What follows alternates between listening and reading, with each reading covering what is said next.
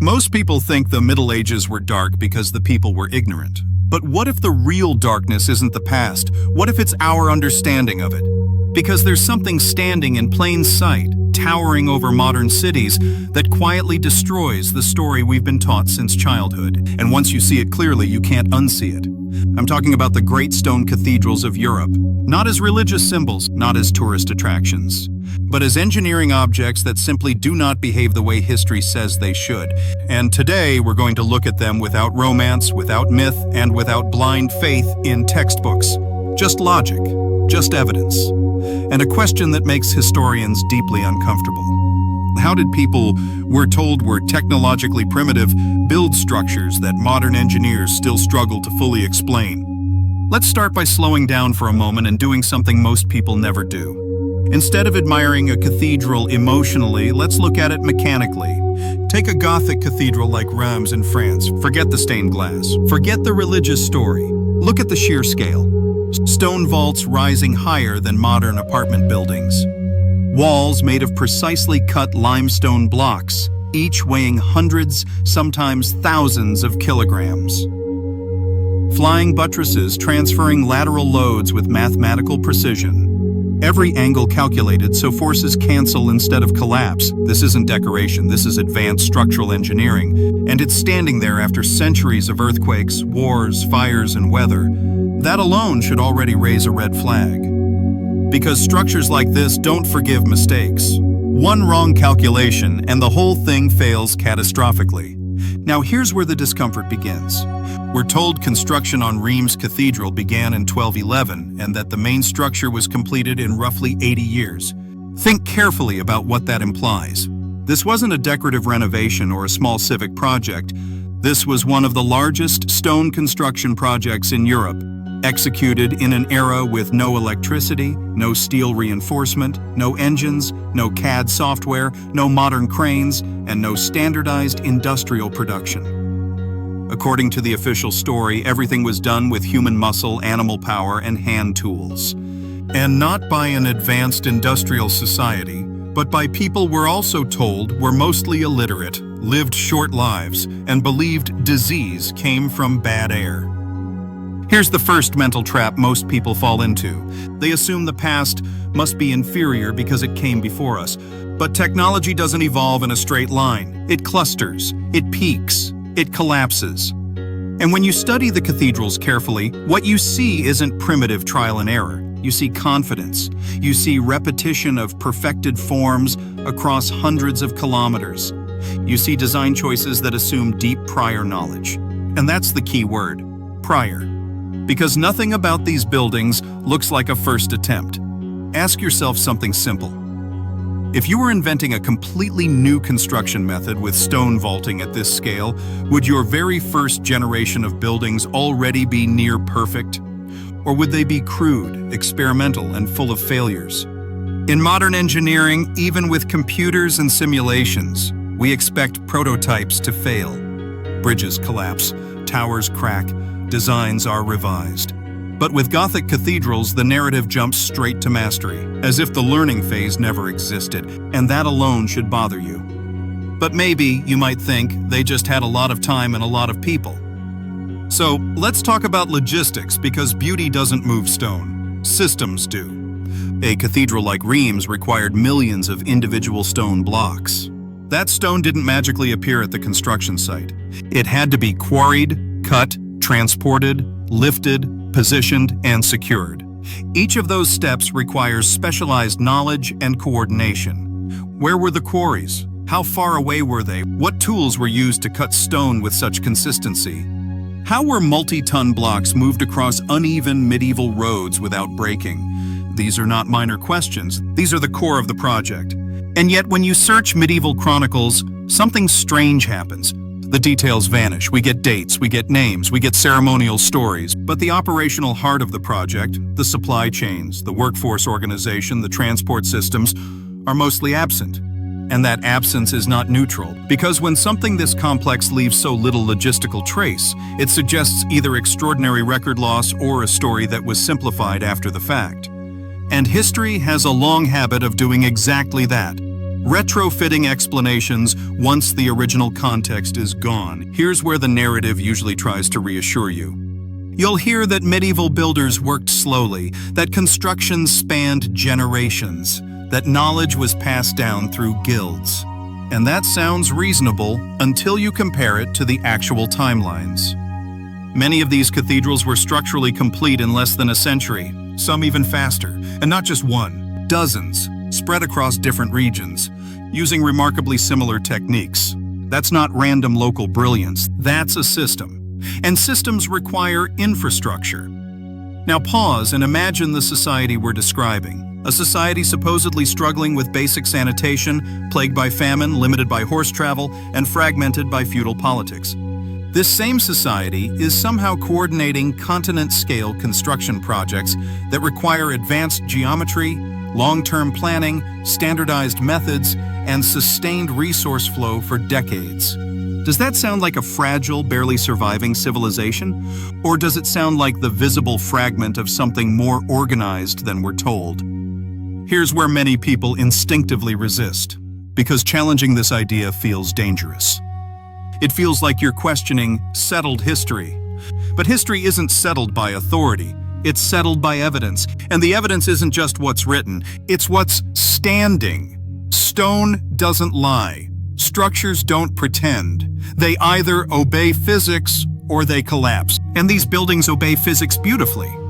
Now let's address a common explanation that's repeated so often it almost feels scripted. The fire narrative. Over and over again, we're told the same story.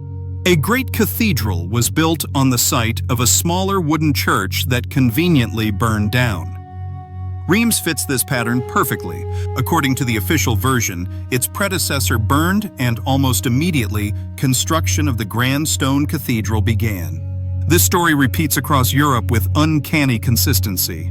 Wooden church burns, stone masterpiece rises, again and again. Ask yourself how likely that is. Fires happened, yes, but what's being implied is that nearly every major stone cathedral just happened to have a perfectly timed destruction event that justified massive reconstruction. That's not just coincidence, that's narrative convenience. It explains why something enormous appears suddenly in the historical record. It creates continuity. It avoids uncomfortable questions about origins. And it quietly fills a gap we're not supposed to notice. And here's the deeper issue. Stone cathedrals don't need origin myths involving fire. They don't require symbolic rebirth stories. Those stories exist to satisfy historians, not engineers. Because from an engineering perspective, the real question isn't what burned, it's who already knew how to build this, and why that knowledge appears fully formed. Now let's talk about the people we're told built them. The architects. Names like Jean d'Orbay are attached to Reims Cathedral, but when you try to learn who these people really were, the trail goes cold fast. No surviving blueprints, no detailed calculations, no schools, no personal writings, just names attached retroactively to buildings. In some cases, the same architect is credited with structures supposedly spanning centuries, which doesn't describe a human career, it describes a placeholder, and this isn't unique. Throughout architectural history, especially pre-modern history, we encounter what can only be called phantom experts. Figures whose entire existence is inferred from the buildings themselves. They don't exist independently of the structure, and that's backwards. In modern history, we know inventors before their inventions. We know engineers before their bridges. But here, the building comes first, and the human explanation is attached later. So now a pattern begins to emerge. Monumental structures that appear technologically ahead of their time. Repetitive origin stories involving fire. Architects with vague or implausible biographies, and logistical silence where there should be overwhelming documentation. On their own, each of these could be dismissed. Together, they form something much harder to ignore, but none of this is the real problem yet. All of this is still circumstantial. Patterns, oddities, anomalies. The real collision happens when we bring in the one thing history cannot negotiate with: numbers. Mathematics doesn't care about beliefs. It doesn't respect tradition, and it doesn't bend to narrative comfort. And when we apply mathematics to the timeline we've been given, something extraordinary happens. Because if the official story is correct, then the population of the world at the time these cathedrals were built must support the labor required to build them. Stone doesn't move itself, people move it. And that brings us to the question almost nobody asks out loud: how many people were actually alive? And that's where this investigation truly begins. So let's finally ask the question that everything hinges on. If these cathedrals were truly built in the 13th century, did the population of the world even make that physically possible? Because architecture is not poetry. It's labor, it's bodies, it's food supply, reproduction rates, survival curves, and time. And this is where many popular theories take a sharp turn into dangerous territory. Because numbers can reveal truth, but only if they're used correctly. Here's the mistake that keeps getting repeated. People take modern population growth rates and project them backward in a straight line, as if human history behaves like compound interest in a bank account. It feels scientific, it feels objective, but it's fundamentally wrong. Population growth is not linear, and it is not symmetric forward and backward in time. That assumption alone can create results that look shocking but are mathematically meaningless. And if you don't catch that error, you can be led to conclusions that feel revelatory while being completely detached from reality. Let's slow this down and rebuild the logic properly, because this is the moment where critical thinking matters most. Modern population growth exploded primarily after the 18th century. Why? Because of very specific, very recent factors. Industrial agriculture, vaccination, sanitation, fossil fuel energy, global trade networks. Before those factors existed, population growth behaved very differently. High birth rates were offset by extremely high infant mortality. Wars, famines, plagues, and seasonal starvation constantly reset population levels. Growth happened, but it was fragile and uneven. Sometimes it reversed for generations. So when someone takes 19th or 20th century growth curves and rewinds them unchanged into the medieval world, the math isn't revealing a hidden truth. It's violating its own assumptions. It's like taking the speed of a jet airplane and calculating how fast a horse must have been running in the year 1200. The numbers don't describe reality. They describe a category error. And here's the irony. When used correctly, demographic data doesn't erase medieval populations. It confirms them. Historians, demographers, and archaeologists independently estimate that the world population around the year 1300 was somewhere between 350 and 450 million people. Europe alone likely had around 70 to 80 million. These are not random guesses. They're derived from tax records, settlement density, agricultural output, burial sites, and genetic studies. And they align remarkably well across disciplines. Now pause. Hundreds of millions of people does not mean everyone was building cathedrals. Of course not. But it absolutely means that large-scale labor projects were possible. The Roman Empire built roads across continents with fewer people than medieval Europe had. Ancient China constructed massive canal systems. Stone construction at scale is not mysterious when population density, surplus food, and institutional organization exist. And medieval Europe had all three, even if its technology looked different from ours. So if the population argument collapses under proper analysis, does that mean the mystery disappears? Not even close. Because correcting bad math doesn't magically explain how the engineering worked. It only removes one false doorway that distracted from the real questions. And here's where things get far more interesting. Because while medieval populations were large enough to build cathedrals, the way the cathedrals were designed still doesn't match what we expect from a society supposedly rediscovering knowledge after Rome's fall. This is the part historians themselves openly debate. Gothic architecture didn't slowly stumble forward. It emerged rapidly, spread fast, and reached technical maturity with almost shocking speed. That's not conspiracy, that's documented academic discussion. Take pointed arches, ribbed vaults, and flying buttresses. These aren't decorative flourishes, they are structural solutions that reduce lateral forces, allow thinner walls, and redistribute weight with precision. These systems require an intuitive understanding of force vectors, even if they weren't expressed with modern equations. And what's fascinating is that builders didn't need written formulas. They used geometry, physical models, proportional systems, full-scale tracing floors where designs were laid out directly in stone dust. In other words, medieval builders weren't ignorant. They were operating within a different knowledge system, one that was practical, embodied, and transmitted through apprenticeship rather than textbooks. And this is where modern observers get confused. Because we mistake lack of documentation for lack of intelligence. We assume that if something wasn't written the way we would write it today, it must not have existed. But knowledge doesn't only live on paper, it lives in hands, in habits, in traditions, refined over generations. And here's the crucial point most people miss. Gothic cathedrals did not appear out of nowhere. They evolved from Roman engineering. The Romans mastered concrete, arches, domes, and load-bearing systems centuries earlier. That knowledge didn't vanish overnight. It fragmented, localized, and adapted. Monasteries preserved geometry. Builders reused Roman ruins. Techniques were copied, modified, and improved. What we see in Gothic architecture is not alien genius, it's inheritance. So why does it feel so impossible today? Because modern construction hides complexity behind machines. We don't see the forces, we don't feel the stone, we trust calculations on screens. Medieval builders didn't have that luxury. They learned through failure, intuition, and direct interaction with materials. When something cracked, they adjusted.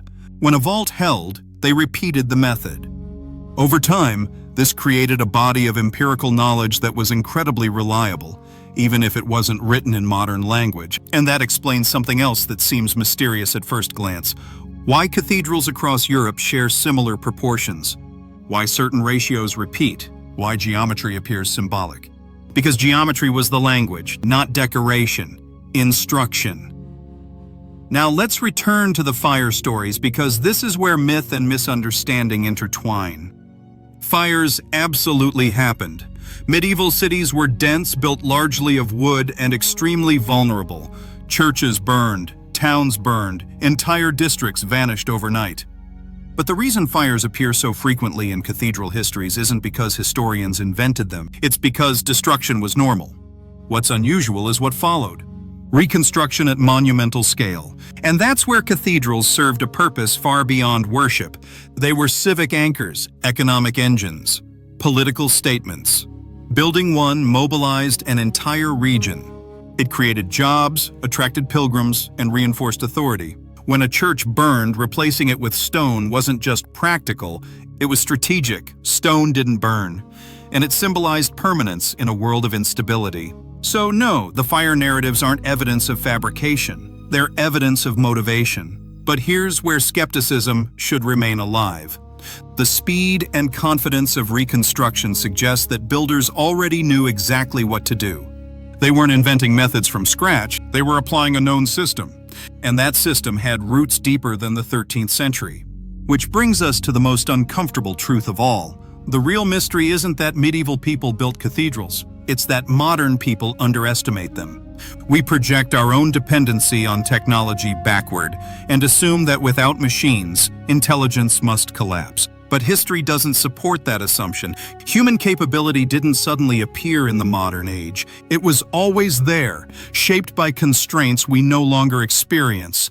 And that realization forces a different kind of humility. Not fear of hidden civilizations, not fantasies of erased worlds, but respect for human ingenuity operating under radically different conditions. However, there's still one unresolved tension. If medieval knowledge was inherited and embodied, why does it seem to disappear later? Why do certain techniques fade? Why does modern restoration sometimes struggle to replicate ancient stonework? That question doesn't point to lost super-civilizations. It points to specialization loss. When industrial methods replaced manual ones, certain skills stopped being taught. Not because they were impossible, but because they were inefficient in a new economic system. Knowledge didn't vanish in a cataclysm. It atrophied in silence. And now we're left with a choice. We can either chase increasingly extreme explanations to preserve the illusion that the past must be inferior, or we can accept something far more unsettling to modern ego.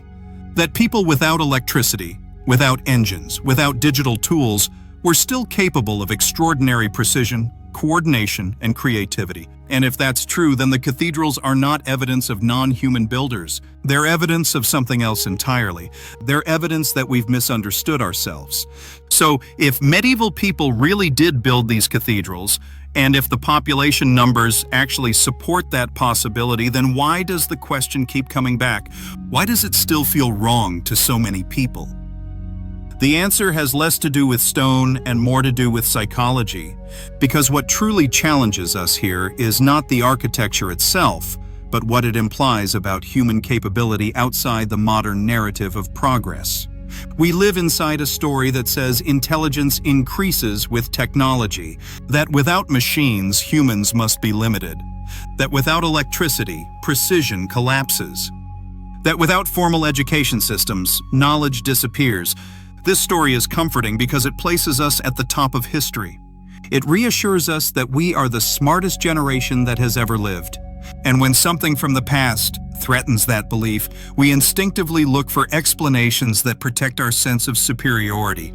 Aliens, lost civilizations, erased timelines, anything except the idea that ordinary humans, under different conditions, might have achieved extraordinary things. But here's the uncomfortable truth. The cathedral builders were not modern people lacking technology. They were different people with different constraints, different incentives, and different relationships to time. Medieval construction didn't optimize for speed. It optimized for permanence. These buildings were designed to outlast generations, not quarterly profits. When your tools are slow, you plan differently. When your materials are unforgiving, you learn patience. And when your work is meant to stand for centuries, mistakes become unacceptable. This is why so much medieval knowledge lived outside of written records. Writing was fragile. Paper burned, ink faded, but stone endured. Proportions lasted. Techniques survived through repetition, not documentation. A master mason didn't need equations. He needed experience. He needed to know how stone behaved when cut a certain way, how arches settled over time, how weight flowed downward and outward. This knowledge was transmitted through bodies, not books. And when that transmission broke, the knowledge didn't vanish in a catastrophe. It simply stopped being passed on. Think about that for a moment. How much knowledge today exists only because someone teaches it in person? Crafts, trades, tacit skills. Now imagine an economic system that suddenly makes those skills unnecessary. Factories replace workshops. Machines replace hands. Speed replaces durability. Over time, what once took decades to master becomes irrelevant. Not because it was inferior, but because it no longer fit the system. That's how knowledge really disappears. And this reframes the entire cathedral mystery. These buildings don't stand as evidence of non-human builders or erased super-civilizations. They stand as evidence of a human past that valued different things. A past where communities could commit to projects longer than a single lifetime. Where labor wasn't abstracted behind machines. Where the limits of the human body shaped design rather than being bypassed by engines. So when modern engineers look at a Gothic cathedral and feel uneasy, it's not because the building is impossible. It's because it was built under assumptions we no longer share. We don't build that way anymore, not because we can't, but because we choose not to. And this is where the myth-making begins. When continuity breaks, stories rush in to fill the gap. Fire narratives create neat origins. Phantom architects give us names to hold on to. Simplified timelines smooth over complexity. None of this requires malicious intent. History often compresses messy reality into teachable stories. But compression has a cost. Nuance disappears. And when nuance disappears, mystery grows. The danger comes when mystery is mistaken for deception. When gaps in understanding are reinterpreted as proof of hidden rulers, erased worlds, or non-human builders. These ideas feel empowering because they position the viewer as someone who sees through lies. But they also quietly remove agency from humanity itself. They imply that humans alone could not have done this. And that implication is far more radical than it first appears. Because if humans couldn't build cathedrals without modern machines, then what else are we wrong about? What other abilities have we forgotten simply because they no longer fit our world? The cathedrals don't point to a lost civilization. They point to a lost mindset.